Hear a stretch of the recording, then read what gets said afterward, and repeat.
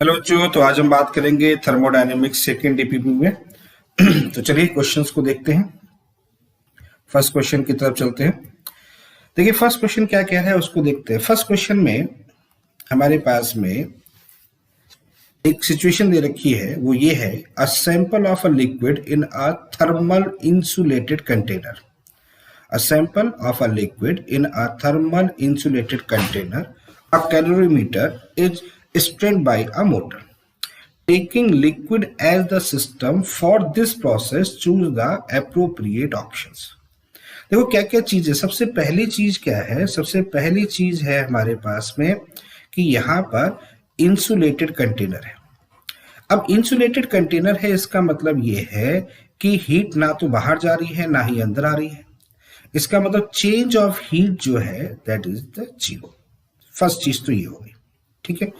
अब दूसरी बात ये है कि यहां पर क्या हुआ है, अगर आप देखा जाए तो इस कंडीशन में क्या कह रहे हैं कि एक मोटर लगी है और taking liquid as the system for this process, यानी कि यहां पर क्या हो रहा है, बेसिकली सिस्टम में एक प्रोसेस हो रहा है, ठीक है। यानी कि एक चीज कर सकते हैं, सिस्टम में प्रोसेस हो रहा है या सिस्टम के थ्रू प्रोसेस होता है। यानी कि वर्क डन अगर हम बात करें तो ये क्या हो रहा है, work done on the system हो रहा है। हो रहा है नहीं हो रहा है? सिस्टम में एक प्रोसेस हो रहा है तो कैसा हो रहा है, work done on the system हो रहा है। तो work done on the system हो रहा है तो यानी कि W कैसा होगा, हमारा पॉजिटिव होगा, यानी कि W कैसा होगा, ग्रेटर देन जीरो होगा, ठीक है। ये चीज समझ में आ गई। अब एक चीज सोचो आप कि W पॉजिटिव है, Q जीरो है, तो फॉर्मूला क्या होता है, internal energy is equal to Q plus W होता है। ओके, तो Q क्या हो गया, हमारा जीरो हो गया, और W कैसा है, हमारा पॉजिटिव है।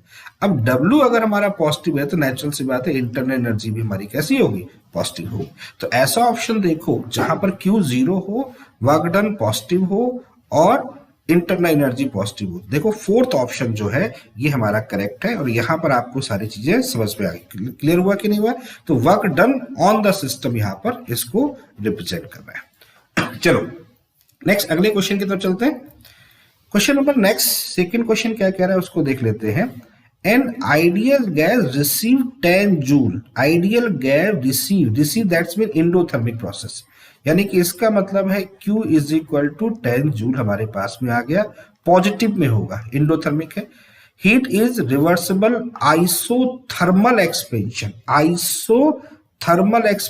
Isothermal that's mean delta T equal to zero, therefore delta U is equal to zero. Okay, then the work done by the gas, यानी कि W कैसा होगा, नेगेटिव होगा।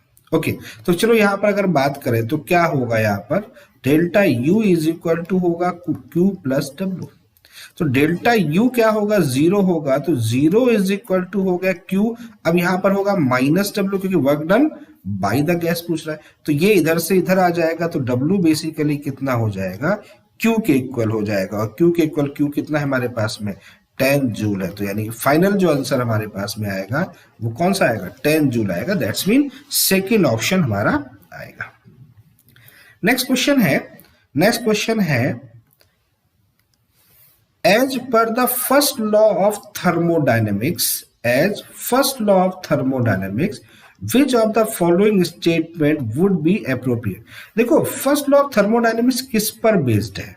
First law of thermodynamics basically based है conservation of energy, हाँ या ना, इसी पे तो बेस्ड है, कंजर्वेशन ऑफ एनर्जी। और क्या कहता है first law of thermodynamics, energy can neither be created nor be destroyed. याद होगा, मैं पूरा लिख नहीं रहा हूं, energy can neither be created, ठीक है, क्रिएटेड नाइदर बी क्रिएटेड, नहीं तो कंफ्यूज हो जाओगे आप, रुको एक मिनट इसको। तो क्या था, energy can neither be created nor be destroyed but it can be converted from one form to another। यही तो होता है, क्लियर है। तो इसी बेस पर सारी चीजें फर्स्ट लॉ को डिफाइन करती है।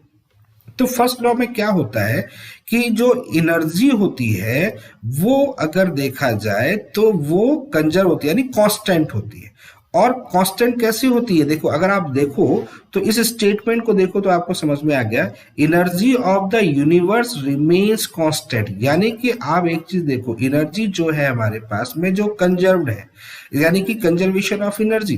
तो कंजर्वेशन ऑफ एनर्जी क्या डिफाइन करता है कि पूरे यूनिवर्स में एनर्जी जो होगी वो कांस्टेंट होगी, इस बात को डिफाइन करता है। अब आप देखो और ऑप्शन देखो, यानी कि energy of the system remains constant, देखो सिस्टम से एनर्जी बाहर भी जा सकती है, सिस्टम में एनर्जी अंदर भी आ सकती है, तो ये इसको डिफाइन नहीं कर रहा।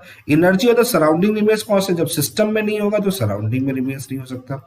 Entropy of the universe remains constant, universe की एंट्रोपी बढ़ती है, जबकि फर्स्ट लॉ ऑफ थर्मोडायनेमिक्स नहीं है। ये कौन सा लॉ हो जाएगा आपके पास में, ये आपको पता ही है, ठीक है। तो ये चीज यहाँ पर इसको डिफाइन नहीं कर रहा है। तो बेसिकली लास्ट अगर हम बात करें तो energy of the universe remains constant, यानी कि एनर्जी जो होगी वो कांस्टेंट यूनिवर्स की होगी। और यूनिवर्स का मतलब आप समझते हैं ना, सिस्टम प्लस सराउंडिंग, किसका मतलब होता है यूनिवर्स का मतलब सिस्टम प्लस जो सराउंडिंग है उसकी जो एनर्जी होगी वो हमारी कांस्टेंट होगी। तो अब समझ में आ गया फर्स्ट लॉ ऑफ थर्मोडायनेमिक्स को कौन से पॉइंट पर डिफाइन किया जाता है, ठीक है। चलिए इसका ऑप्शन कौन सा होगा हमारे पास, फोर्थ ऑप्शन होगा। चलिए नेक्स्ट आगे बात करते हैं, क्वेश्चन नंबर 4 की तरफ चलते हैं। क्वेश्चन नंबर 4 क्या कह रहा है, देखिए क्वेश्चन नंबर 4 में आपके पास में एक प्रोसेस दिया हुआ है ABC, ठीक है, एक हमारे पास में एक प्रोसेस है। अब इसमें निकालना है क्या है, net work done by the gas. अब देखो ये क्या है, राइट एंगल ट्राइंगल है, तो इसमें जो वर्क डन कैलकुलेट करते हैं, PV का ग्राफ है, देखो P और V का ग्राफ है, तो इसको हम लोग क्या बोल सकते हैं, इसको हम लोग बोल सकते हैं, इसको कैलकुलेट कैसे कर सकते हैं, एरिया ऑफ कर्व से कर सकते हैं। तो एरिया ऑफ कर्व के थ्रू अगर करें तो एरिया इसका निकाले वही इसका वर्क डन होगा। तो एरिया अगर निकालें तो यहाँ पर देखो ये क्या होगा, ये हमारे पास में बेस है, ये हमारे पास में हाइट है। तो जब इसका एरिया आप निकालोगे तो area equal to 1/2 into base into height, यही तो तरीका होता है। तो 1/2 बेस कितना हो गया हमारे पास में, 2 हो जाएगा, 2v1 हो जाएगा, 2v1 हो गया, ठीक है, 2v1 इनटू हाइट कितनी है हमारे पास में, देखो यहां से यहां तक ये हो जाएगा 5p1, क्लियर। तो 2 से 2 कैंसिल आउट करोगे तो ये हो जाएगा 5p1v1, आगे समझ में। और यही हमारे पास में क्या निकल के आएगा, यही हमारा वर्क डन निकल के आएगा। अब एक चीज यहाँ पर बड़ा कंफ्यूजन वाली बात है, देखो अगर हम इसको बात करते हैं इस एरिया के बेस पर, तो यहाँ पर W का साइन कन्वेंशन भी ध्यान रखना पड़ेगा आपको। साइन कन्वेंशन में अगर हम क्लॉकवाइज चलते हैं तो नेगेटिव होता है, और एंटी क्लॉकवाइज चलते हैं तो पॉजिटिव होता है, क्लियर है, समझ में आ रही बात।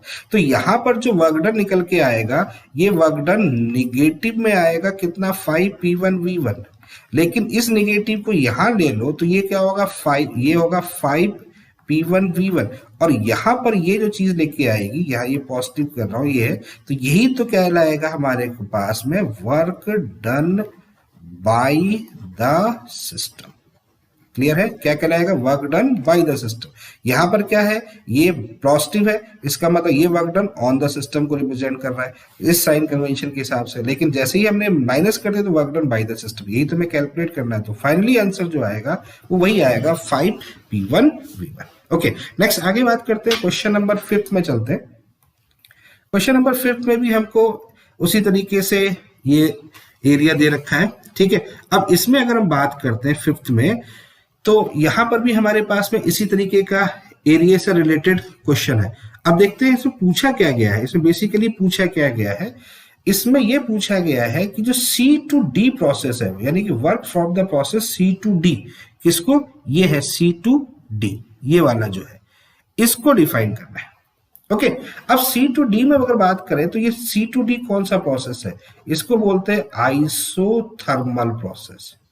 क्या बोलेंगे इसको, आइसोथर्मल प्रोसेस। कैसे पता किया अपन ने, कैसे पता किया, देखो टेम्परेचर यहाँ पर हमारा कैसा है, कांस्टेंट है, क्लियर। अब आइसोथर्मल प्रोसेस है, तो आइसोथर्मल प्रोसेस में वर्क डन निकालते हैं, तो W is equal to -2.303 nRT log बेस 10 P2 डिवाइड बाई P1। अब P2 कौन सा है, ये P2 है, ये कौन सा हो गया, P1 हो गया, ये कौन सा हो गया, टेम्परेचर हो गया। इस टेम्परेचर पे कैलकुलेट करना है, तो यहां पर देखो क्या होगा, -2.303 इंटू मोल्स कितने हैं, देखो मोल जरूर डिफाइन कर लो यहाँ पर। मोल कितने हैं हमारे पास में, 2 मोल्स हैं, ठीक है। तो ये हमारे पास 2 मोल हो गया। आर को आर रहने दो, आर को आर रहने दो, एल लॉग बेस 10, P2 कितना हो गया यहाँ पर 2 है, यहाँ कितना 1 है, 2/1, ठीक। अब ऑप्शन हमारे पास ln में है, तो ऑप्शन ln में है तो इसको हटा के ln में लगा सकते हैं। तो माइनस कितना हो जाएगा, अच्छा t, यहाँ सॉरी t छूट गया यहाँ पर, इंटू t छूट गया, t कितना हो गया 400। तो कुल मिलाकर यहाँ पे कितना आएगा 800, r का r रहेगा ln 2। ये देखो हमारे पास में वर्क डन निकल के आएगा। बोलो बेटा कोई डाउट है यहाँ तक, समझ में आ रही बात? तो वही पूछा गया है, क्लियर है। तो C to D work done पूछा गया, work from the process C to D, तो C to D प्रोसेस ये रहेगा, ठीक है। तो कौन सा ऑप्शन हमारे पास करेक्ट होगा, फर्स्ट ऑप्शन हमारा करेक्ट होगा। नेक्स्ट आगे बात करते हैं, क्वेश्चन नंबर 6 की तरफ चलते हैं। क्वेश्चन नंबर 6 क्या कह रहा है, क्वेश्चन नंबर 6 में लिखा है the relation of internal energy, enthalpy and work done can be represented. बहुत सिंपल सी बात है, क्या होता है, delta U equal to Q plus W। ये तो हमारे पास में क्या होता है, ये हमारे पास इंटरनल एनर्जी और हीट और वर्क डन में होता है। और फिर उसमें क्या होता है, delta H is equal to delta U plus P delta V। और P डेल्टा V को अपन किस में लेते हैं, P डेल्टा V, है ना। तो P डेल्टा V को किस में लेते हैं, वर्क डन में लेते हैं। क्लियर है कि नहीं है? तो यानी इसका मतलब होगा delta H is equal to delta U plus यहाँ पर आ जाएगा W। क्लियर, समझ में आ गया? तो ये रिलेशन हमारे पास में आ जाएगा। तो बताओ इसमें क्या ऑप्शन होगा 6 में अगर बात करा जाए तो 6 में कौन सा ऑप्शन दिख रहा है हमको, थर्ड ऑप्शन दिख रहा है, ठीक है। क्लियर है? तो work done, enthalpy and work done can be represented. तो इसको कैसे रिप्रेजेंट करते हैं, इस फॉर्म से रिप्रेजेंट करते हैं। ओके, आगे बात करते हैं अगले पॉइंट पर। नेक्स्ट क्वेश्चन नंबर चलते हैं, क्वेश्चन नंबर अपन 7 में चलते हैं। क्वेश्चन नंबर 7 क्या होता है उसको देख लेते हैं। क्वेश्चन नंबर 7 है a gas expanded isothermally against a constant external pressure of 1 atm from a volume of 10 dmq to volume of 20 dmq। देखो दो वॉल्यूम दे रखे, एक वॉल्यूम दे रखा है आपके पास में 10 dmq, ठीक है, और दूसरा वॉल्यूम हमारे पास में हो गया 20 dmq। क्लियर, समझ में आ गया? इट एब्जॉर्ब 800 जूल, यानी Q की वैल्यूज कितनी होगी, 800 हो जाएगी जूल, ठीक है। ये हमारे पास में आ गया, क्लियर। अब हमें क्या निकालना है, डेल्टा U निकालना है। तो delta U is equal to कितना हो गया, Q प्लस W। ये तो होगा delta U equal to Q plus W। तो delta U equal to Q plus W, तो W पहले निकाला, W इक्वल टू कितना होता है, माइनस P डेल्टा V। तो माइनस P डेल्टा B होगा, तो माइनस 1 ATM तो यहाँ निकाल लिया, और ये हो गया 20 माइनस 10। तो 20 माइनस 10 दैट्स मीन यहाँ हो जाएगा 10 माइनस 10, ये हो जाएगा लीटर ATM। यहाँ बेटा क्या लिखा हुआ है, जूल में। ये किस में है, ये जूल में है, और ये ATM में है, लीटर ATM में। तो इसको अगर जूल में कन्वर्ट करेंगे तो माइनस 10 इंटू 101.3 ऐसे होगा। तो ये हो जाएगा 1013 जूल हो जाएगा ना। अब यहां ले लो, तो delta U is equal to Q की वैल्यूज कितनी होगी, 800। क्लियर, और ये माइनस में है, ये माइनस में है, तो ये माइनस में है, माइनस 1013, ठीक है। तो ओवरऑल इसको सॉल्व करेंगे तो माइनस 213, ये क्या आ जाएगा हमारे पास में जूल आएगा। तो क्या आंसर आएगा, minus 213। That's mean third option जो होगा ये हमारा करेक्ट होगा, ठीक है। क्लियर है, समझ में आ रही बात? चलो नेक्स्ट आगे बात करते हैं, क्वेश्चन नंबर 8 की तरफ चलते हैं। क्वेश्चन नंबर 8 क्या कह रहा है, क्वेश्चन नंबर 8 में आपको 1 मोल, ठीक है, उसी तरीके से 1 मोल आपके पास में गैस दे रखी है, तो n इक्वल टू 1 होगा, n equal to 1 for an non ideal gas undergo change of state. देखो प्रेशर में चेंज है, ये P1 कर लो, ये V1 कर लो, ये T1 कर लो, ये P2 कर लो, ये V2 कर लो, ये T2 कर लो। With change in the internal energy, delta U दे रखा है, लीटर ATM में है, बहुत अच्छी बात है। Change the enthalpy of the process in litre ATM, यानी कि basically delta H is equal to delta U plus P delta V, ये हमारा नॉर्मली फॉर्मूला होता है, ठीक है। अब यहां पर देखो क्या है, प्रेशर, ये बेसिकली कब होता है, जब प्रेशर कांस्टेंट होता है ना। लेकिन यहां पर क्या है कि प्रेशर जो है वो भी दो हो रहे हैं, ये प्रेशर और ये प्रेशर, दो प्रेशर हो रहे हैं, दो वॉल्यूम हो रहे हैं, दो टेम्परेचर हो रहे हैं। तो किसी एक को मुझे कांस्टेंट करना पड़ेगा, ठीक है। तो अगर मैं टेम्परेचर को कांस्टेंट करता हूं तो बेसिकली यहां पर मैं इसको ऐसे लिखूंगा, delta H is equal to delta U plus delta PV, ऐसे लिखूंगा। यानी कि इसका मतलब यहां पर डिफाइन करूंगा डेल्टा एच, ये डेल्टा यू प्लस यहां पर लिखूंगा P2 V2 minus P1 V1, क्योंकि दोनों में चेंज हो रहा है कि नहीं हो रहा है? तो P2 V2 minus P1 V1। अब सोचो यहां पर कैसे करेंगे। तो डेल्टा एच जो यहां पर है वो मुझे कैलकुलेट, इंथैल्पी कैलकुलेट करना है, तो डेल्टा एच इंटरनल एनर्जी कितनी हो गई 40 प्लस P2 की वैल्यू कितनी हो जाएगी, ये हो जाएगी 4 multiply by 1 minus P1 V1 यानी कि P1 एक मिनट हाँ, तो यहां पर अपने पास वैल्यूज रखते हैं फिर से। तो यहां पर है P2 V2 की वैल्यू हो गई 4 और P2 V2 की वैल्यू कितनी हो गई 5। तो 4 multiply by 5 minus P1 V1 3 multiply by 1। Clear? इसको सॉल्व करेंगे तो यहाँ हो जाएगा 40 प्लस ये हो जाएगा कितना 20 में से 3 चले गए तो 20 में से 3 17, यानी यहाँ आ जाएगा आपका पास में 57 आ गया। और ये किस में आएगा, ये आएगा लीटर एटीएम में आएगा। क्लियर? तो आंसर कौन सा हमारा फाइनल, कौन सा आंसर मिल रहा है हमें, देखो सेकंड ऑप्शन जो है ये हमारा करेक्ट होगा। ओके, चलो नेक्स्ट आगे बात करते हैं अगले पॉइंट पर। नेक्स्ट क्वेश्चन नंबर हमारे पास में 10th की बात करते हैं। 10th में क्वेश्चन क्या है उसको देख लेते हैं। 9th question, okay 9th question देखते हैं। 9th क्वेश्चन में क्या है, for an real gas reaction 2CO plus O2 that's mean 2CO2, delta H की वैल्यूज गिवन है in 10 litre of the digit vessel at 50 Kelvin. The initial pressure is 70 bar and after the reaction it becomes 40 bar. ये हमारा P1 है, ये हमारा P2 हो गया। Change of internal energy यानी कि डेल्टा U पूछा गया, डेल्टा H की वैल्यू हमारे पास में है। ठीक है, तो अब देखो यहां पर दो प्रेशर चेंज कर रखे हैं, वॉल्यूम हमारा क्या हो गया है, कांस्टेंट हो गया। क्लियर है? तो अब इस कंडीशंस में अगर हम बात करें तो इसको कैसे डिफाइन करेंगे, इसको हम डिफाइन करेंगे delta H is equal to delta U plus क्या चेंज हो गया, प्रेशर वेरी कर गया, वॉल्यूम कांस्टेंट हो गया, तो वी डेल्टा पी। समझ में आ रही बात? क्लियर? तो यहां पर अब वैल्यूज क्या रखी है, देखो 560 रखी हुई है, देखो 560 किलो जूल है, तो ये वैल्यूज कितनी हो गई हमारे पास में 560 किलो जूल हो गया। ठीक है, कैलकुलेट क्या करना है, डेल्टा यू कैलकुलेट करना है। ठीक है, V की वैल्यूज कैलकुलेट करनी है, V करनी है यहाँ पर, देखो V10 हो गया और यहाँ कितना होगा 70 माइनस 40, ये हो जाएगा।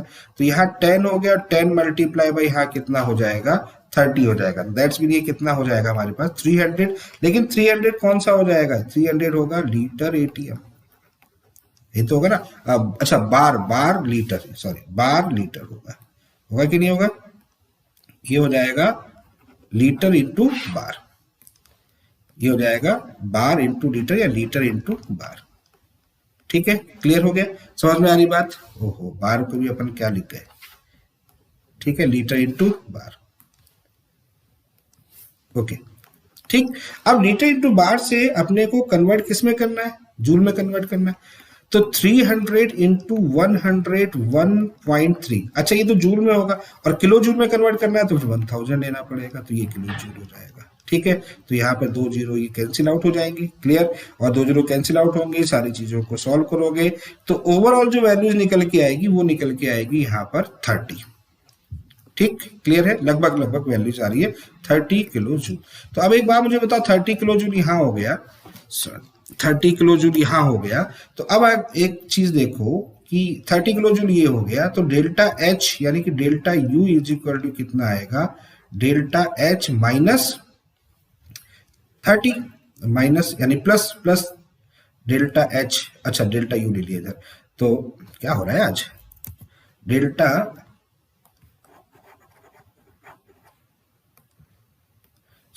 Delta H is equal to delta U plus हमारे पास में 30। क्लियर है, ये हो गया।